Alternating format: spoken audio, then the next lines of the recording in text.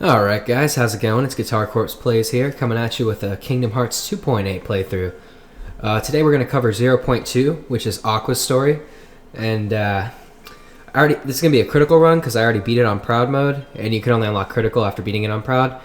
And this is before the patch they released, which is a balance patch. It mostly affects the damage you do on critical. It basically ups Aqua's damage to enemies, and makes Proud Mode easier too. So I decided I wasn't going to download that because Proud Mode gave me quite a hard time, and that's coming from someone who beat all the Kingdom Hearts games. So you know, on Proud Mode and critical. So I decided I was going to keep going with without the patch for the challenge. So yeah, without further ado, let's get started. Carry over clear data, yes. Let's carry over this clear data on critical.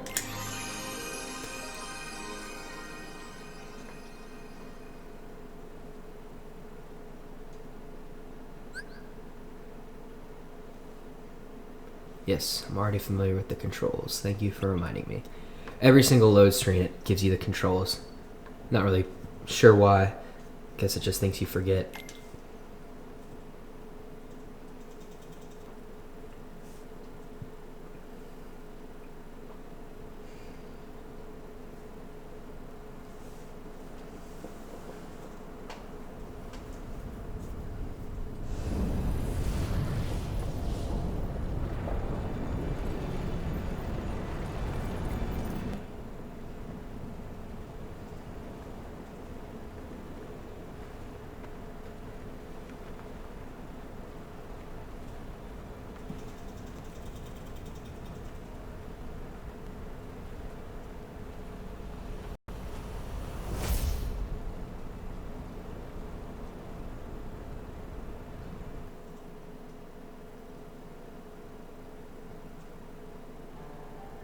The great battle with Xehanort is almost upon us. As you know, we must take action to keep the Seven Pure Lights safe. And thus we must hasten to assemble the Seven Guardians of Light. It is time to return to our world the three Keyblade wielders we lost over a decade ago. Ventus, Terra, and Aqua must be saved from their sad end, for they have more to achieve. Following their first battle with Xehanort, Ventus's heart refused to awaken, and so Aqua found a safe location to conceal him. But when she set off in search of her other missing friend, Terra, she fell to a place from which there is no return without outside help.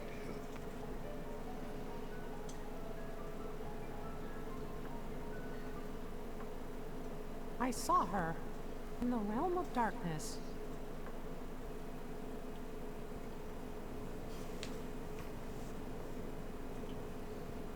Oh, could it be?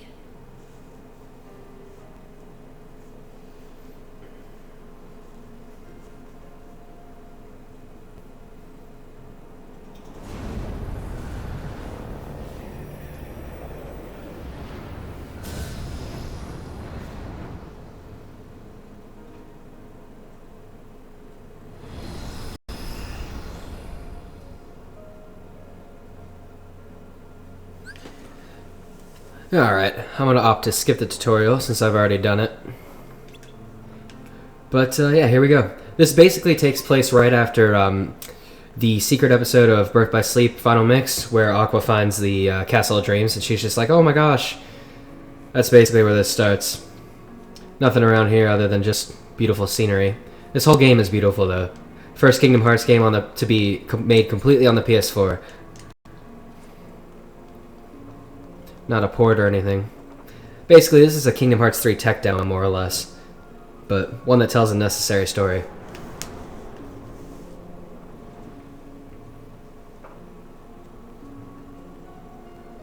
Why is Cinderella's world here in the darkness?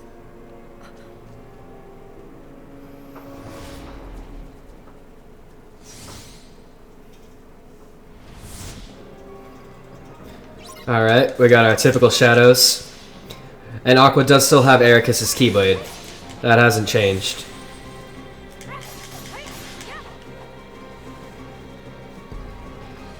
God, the Heartless start out painfully easy. Even on critical. But trust me, that changes rather quickly. I'm kind of dreading it, honestly. I had such a hard time with Proud Mode.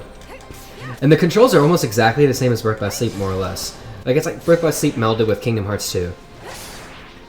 There's no time in the realm of darkness.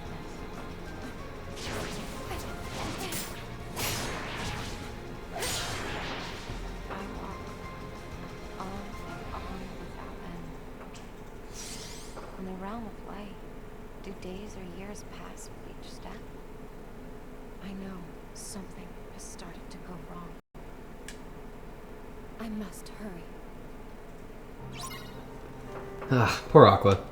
Slowly losing her mind down here. Aqua's always been one of my favorite characters in the Kingdom Hearts series. I always felt she was super relatable. But it wasn't so cliche.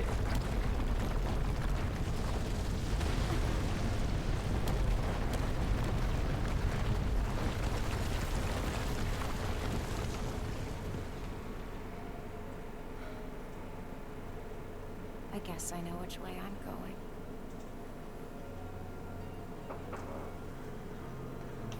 One of the cooler things about this is the way that you can interact with the environment. Such as this.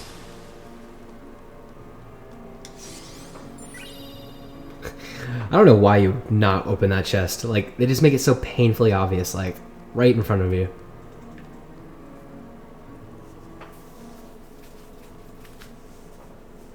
I haven't felt my heart stir in a long time.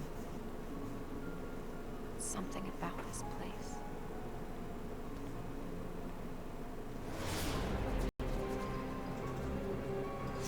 It looks like worse things are starting.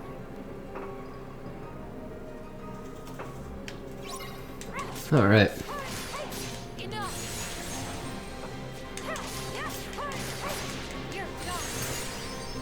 Strength up, cool. Aqua's also just getting familiar with the Heartless as well.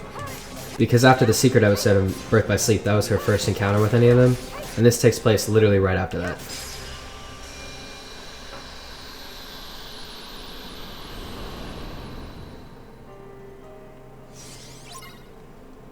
Oh yeah, and I should also mention that I carried over wardrobe options from my last playthrough, which you can do through here. Customize to your content.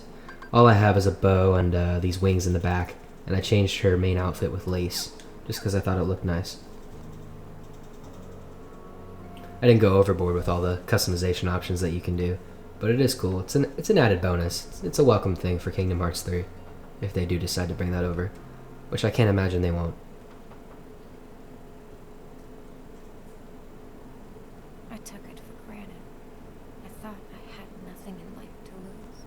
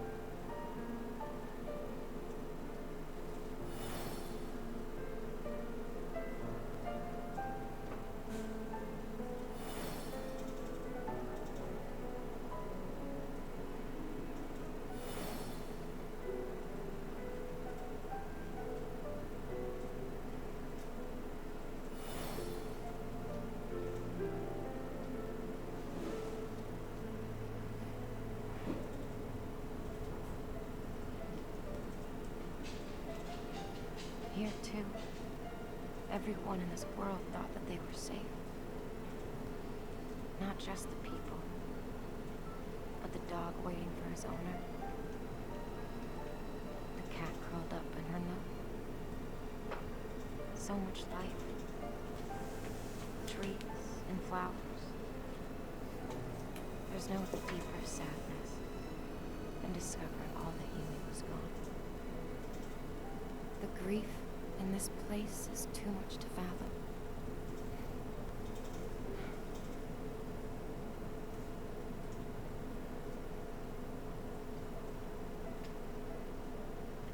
enough.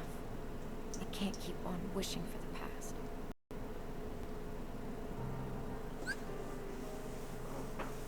Alright, here we are introduced to objectives. Basically, completing objectives just gets you new wardrobe options.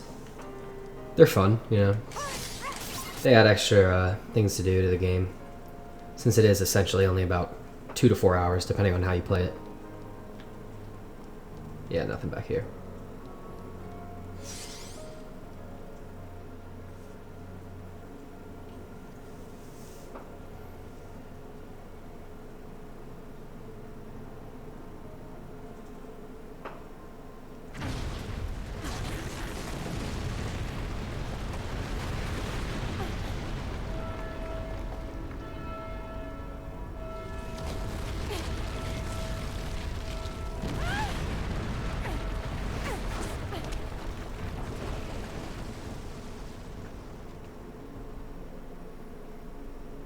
The road collapsed when the clock advanced.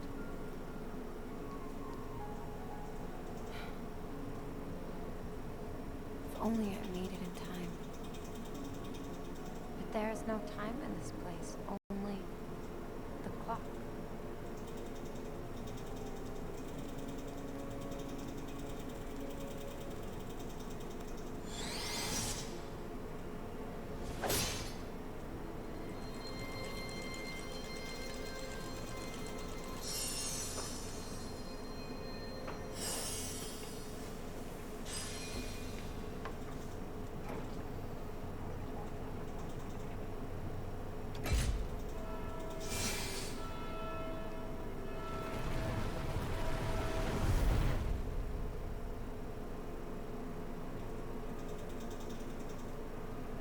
I knew it.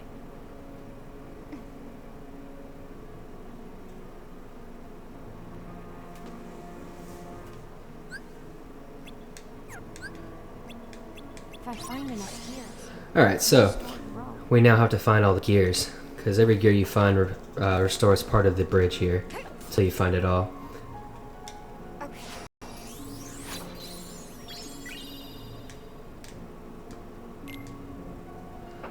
Normally your map would show up in the top corner, but I personally don't like maps. I like smaller HUDs. Basically anything that doesn't have to be on the screen is what I prefer, but it can be enabled. Kingdom Hearts never had too overly confusing maps. You know, this game does a good job of making things less linear, but it's still to the point where a mini-map's kind of, in my opinion, unnecessary. Just kind of floods the screen for no reason. Alright, time to hunt these gears. Save points are still the same from Kingdom Hearts 2.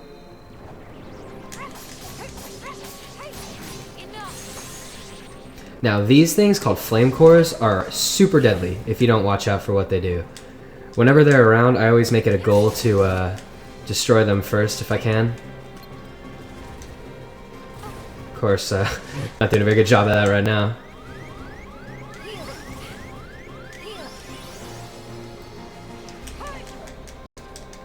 There we go, now I came down. Normally, if you have enough magic, you can freeze him with Blizziga, but, you know, that didn't work out too well for me. Oh, critical mode, how much I love you.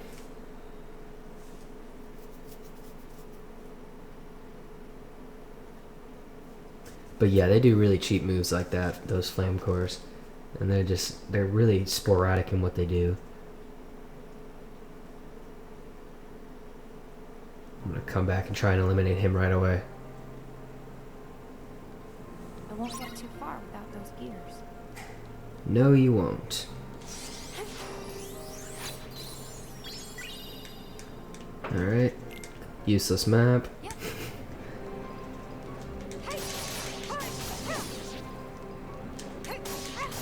The bats are worth getting rid of as well. Basically anything that isn't a shadow. But this is critical mode, so even shadows can be pretty deadly. The spells are beautiful in this game, though.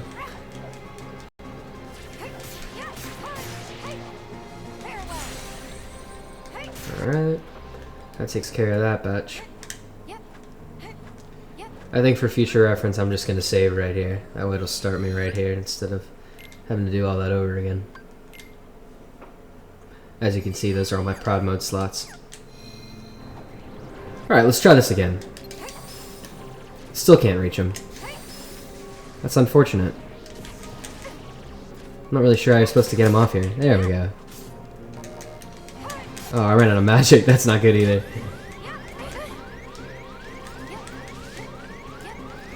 I just have to start dodging now until I get enough MP to heal myself, because I'm not wasting any items.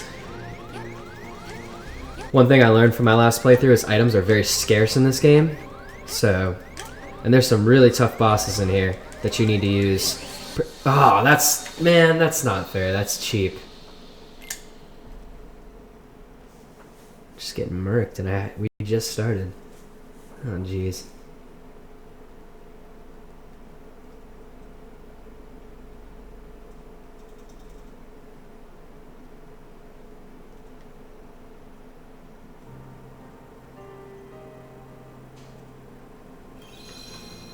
Alright, one last time. Going after the flame core right off the bat. There we go, that's what I've been trying to do this whole time. Now that he's gone, that might make things a little easier.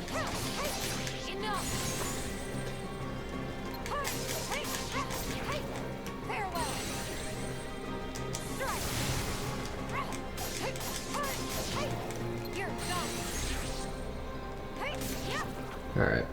Thundiga does stun enemies, so that helps a lot. And this water fountain is completely frozen in time.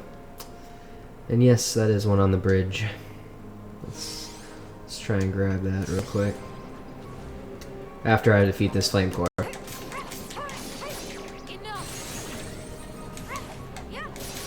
Yeah, once they're on fire like that is when you should run. And they do a really devastating dive attack like that, which I believe is what killed me last time. Can open treasure chests from the side now. Here we go.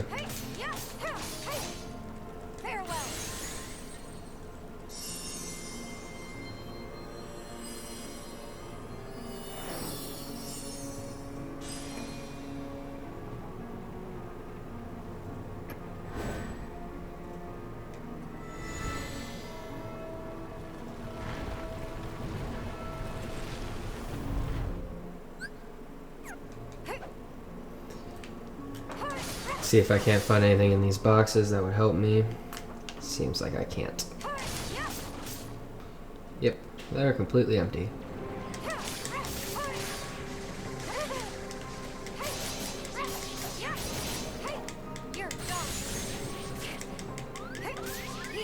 Heal myself, prevent sudden death. Alright. Maybe it's a critical mode thing, because when I ran through here on Proud, these things were full of items.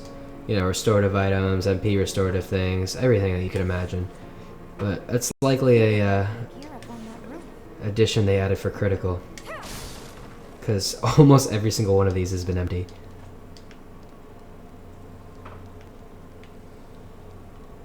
There's an underground path.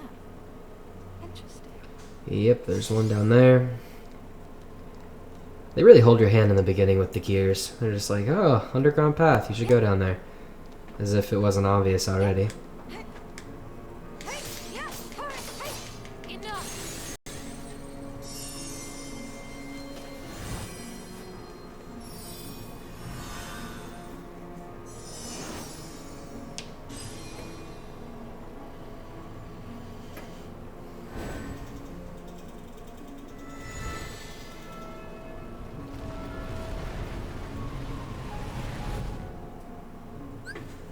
I like the subtle Birth by Sleep flashbacks. For people who, for whatever reason, haven't played Birth by Sleep before they play this. Sweet, that's what I was waiting for. You can do magic commands, basically, just like switch commands in Birth by Sleep, or whatever they were called. Style changes, style commands. They kind of work in the same way.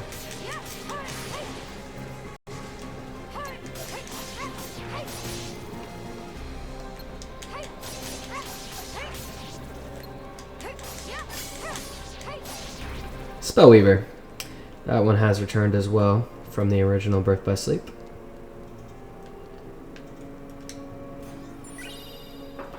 An ether, that's always welcomed. Any items you could find in this game, grab. Because there are not too many, as I stated earlier. And they're well hidden, too.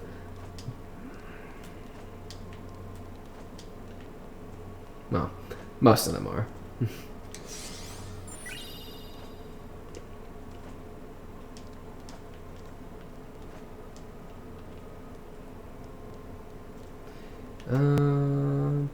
Yeah, I'm pretty sure it's this way. Oh, nope. That was an invisible wall. Crap. It's one thing I found annoying about this area. There are invisible walls everywhere, so it feels like you're really free to go wherever you want, but you're not. And you will fall, like I just did. Because it's pretty much impossible to tell until you hit the wall. There we go. Yes, they do have shining things on them, but it doesn't do anything. Like, all that one did was just drop me. For whatever reason. But I know there's something up there.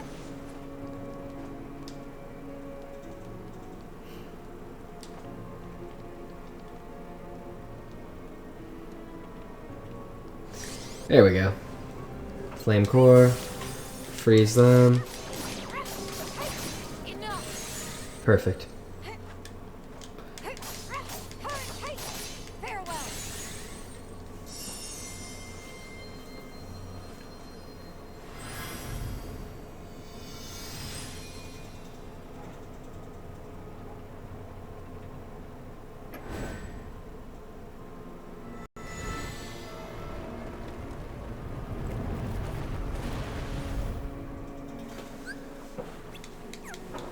Alright, the bridge is almost complete at this point. We've got one more gear left, which I should hopefully be able to find. Oh boy.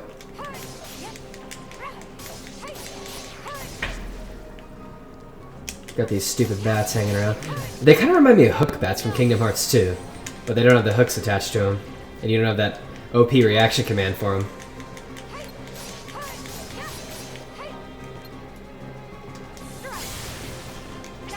Ah, there we go, Spellweaver. That's what I was trying to get into. If I can grab any of them. You know, I never personally liked Spellweaver in Birth by Sleep. I felt it was slow and it just kind of left me open for enemy attacks. But I really like it in this one. I don't know. Maybe it's just me, but I feel like they balanced it a little more. Because, like I said, oh, there's the last gear. In Birth by Sleep, I typically dreaded going into Spellweaver.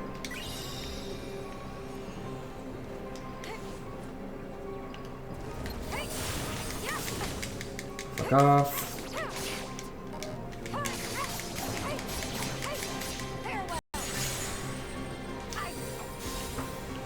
Wow. That did not work the way I wanted it to. Blizza's usually way more effective than that.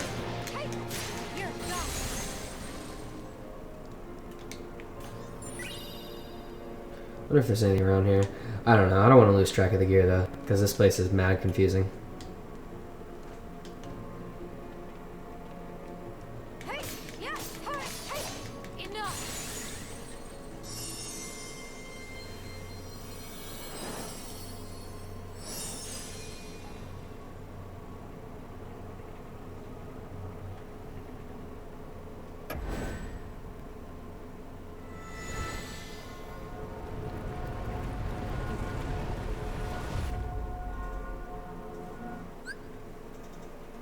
Sweet. I was waiting for double flight. That's always been one of my favorite abilities in the Kingdom Hearts series.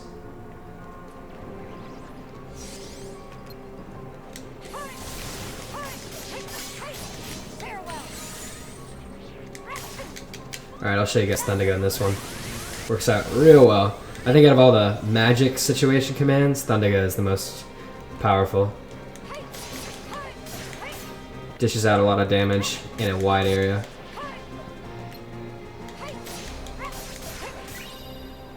Alright.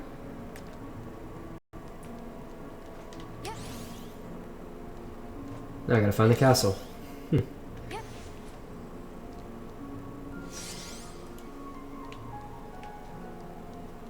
There we go.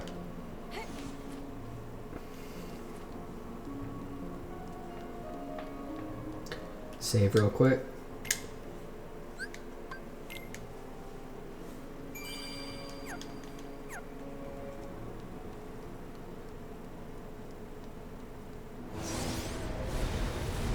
Oh boy.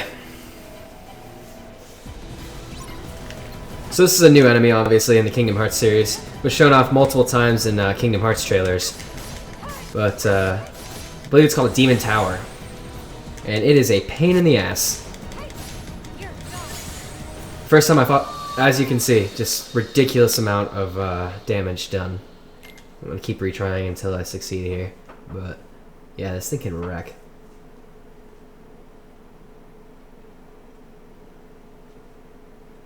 I think the main thing is you can't get greedy with it, because once you try to get more attacks in than you know you should, and it revenge counters you, you're gonna die. Basically like what I just did. So don't do what I just did.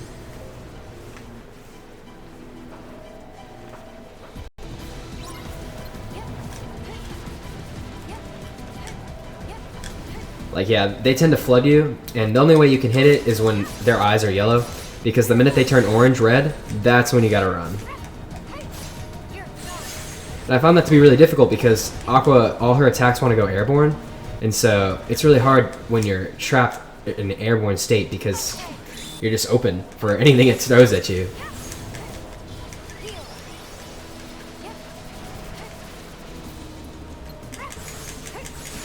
I'm curious to see if you guys have the same experience with that, but I mean, in my personal opinion, I got wrecked by this thing so many times just because of that.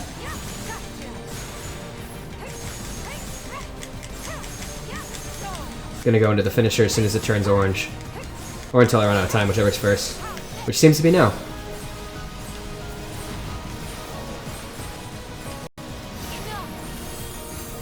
Alright. And I'll finish it off with a focus command. The focus command has returned, by the way. A little different now, though, because you can take damage as you focus. And I'm pretty sure in Birth by Sleep that wasn't a thing.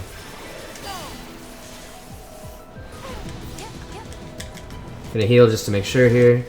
Just to be safe. Ah, shoot. Alright. We're good.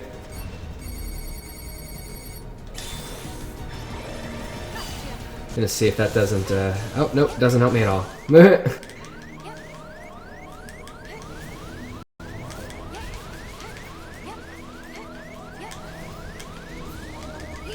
There we go. And now that this thing is back, I'm just gonna try and kill it. Once it gets down to like the last bar of health, it doesn't stay in its vulnerable state for more than like 2 hits. So you really gotta be careful. And they always tend to swarm around you. There we go. I'm mad I had to use a potion though.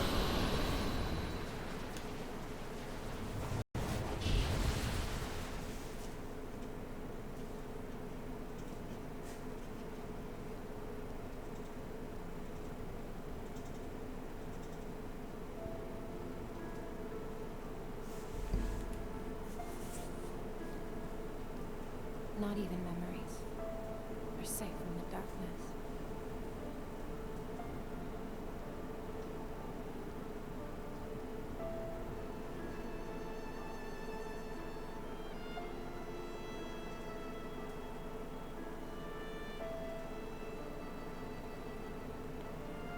Those stairs, though. What I wouldn't give to really turn back time. To spend one more night beneath the stars with my best friends. I'm doing it again. Aqua. It can't be. What are you doing here? You should be in the realm of light. Oh no. Did you not make it out? Don't tell me. Has the realm of light... Why won't you say anything to me?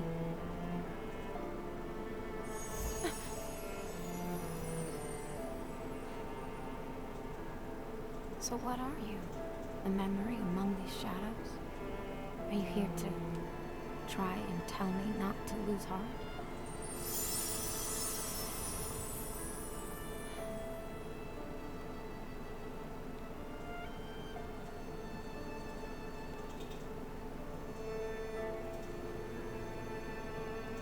The world keeps our thoughts alive. But where do the people who lived here go once the world was taken away? At least they're not here, so they haven't fallen to darkness. I'll take what solace I can from that.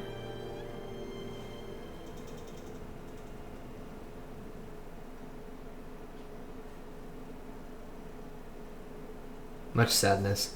Alright, I'm gonna cut it out here, so I'll catch you guys later.